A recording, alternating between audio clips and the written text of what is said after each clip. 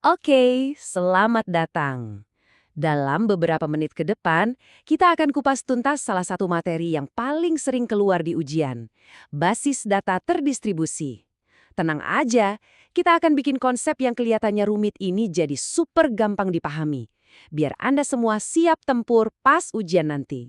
Oke, ini dia agenda kita hari ini. Kita mulai dari masalah yang paling sering kita rasain, terus kita pakai analogi sederhana buat ngebangun fondasi pemahaman, baru deh kita masuk ke teknisnya, dan di akhir kita coba terapin ilmunya ke studi kasus yang mirip banget soal ujian. Yuk, kita mulai. Pertama-tama, kita berangkat dari masalah yang nyata. Pasti pernah kan ngerasa aplikasi lemot banget? Nah, ternyata basis data terdistribusi itu lahir buat jadi solusi dari masalah ini. Ini nih yang sering jadi pertanyaan. Kenapa sih aplikasi bank kadang lemot? Apalagi kalau kita lagi di luar Pulau Jawa. Seringnya kita nyalain koneksi internet ya kan? Padahal akarnya itu sering kali lebih dalam. Ada di arsitektur datanya. Yuk kita bongkar sama-sama. Biar gampang ngertinya, kita pakai perumpamaan yang simple banget, yaitu analogi gudang beras nasional. Coba bayangin deh. Kalau semua beras negara kita cuma disimpan di satu gudang raksasa di Jakarta, terus tiba-tiba ada orang di Papua yang butuh, gimana?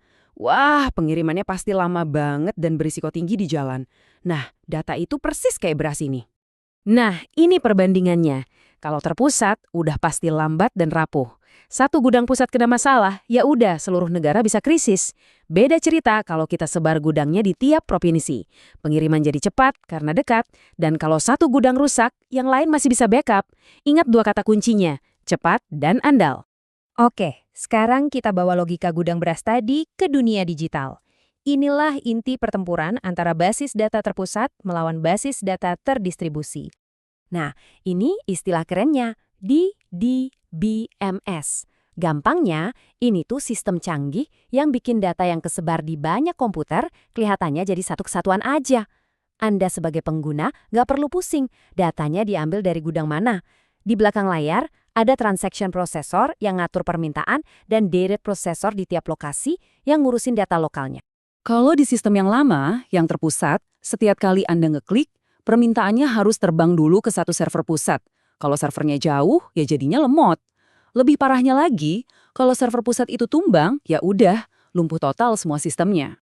Tabel ini ngerangkum semuanya. DDBMS itu jelas unggul di kecepatan akses dan keandalan. Tapi, ya ada harganya. Biayanya lebih mahal dan sistemnya jauh lebih rumit. Ini adalah pilihan strategis yang seringkali dijelaskan pakai teori terkenal namanya CAP Theorem, di mana kita harus milih antara konsistensi, ketersediaan, dan toleransi partisi. Oke, jadi kalau datanya kita sebar di banyak tempat, pertanyaannya, gimana cara mutusin data mana ditaruh di mana? Nah, proses inilah yang disebut sebagai fragmentasi. Anggap aja kita punya satu tabel data raksasa, terus kita potong-potong jadi bagian yang lebih kecil.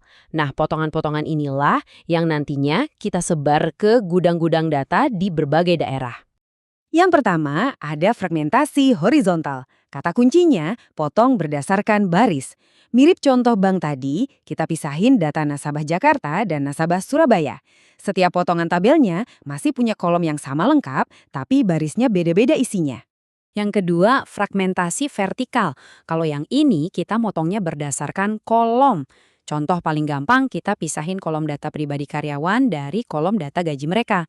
Biasanya sih ini buat alasan keamanan, jadi cuma departemen tertentu yang bisa akses data sensitif. Oke, data kita udah tersebar di mana-mana.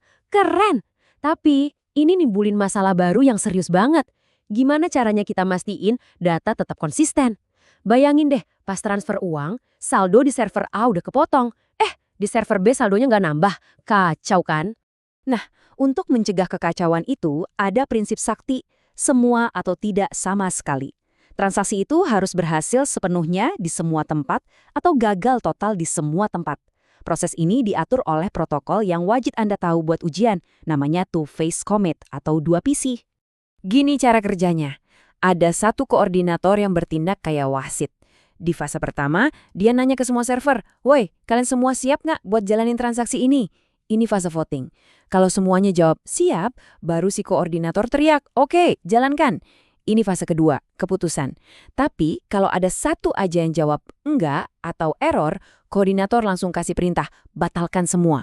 Jadi nggak ada cerita transaksi nyangkut di tengah jalan. Nah sekarang, waktunya kita pakai semua ilmu tadi buat ngejawab soal ujian yang tipikal banget. Ini dia skenarionya. Ada masalah performa yang jelas-jelas berhubungan sama jarak. Ini tuh udah kayak lampu neon yang ngasih tahu kita, solusinya pasti sistem terdistribusi.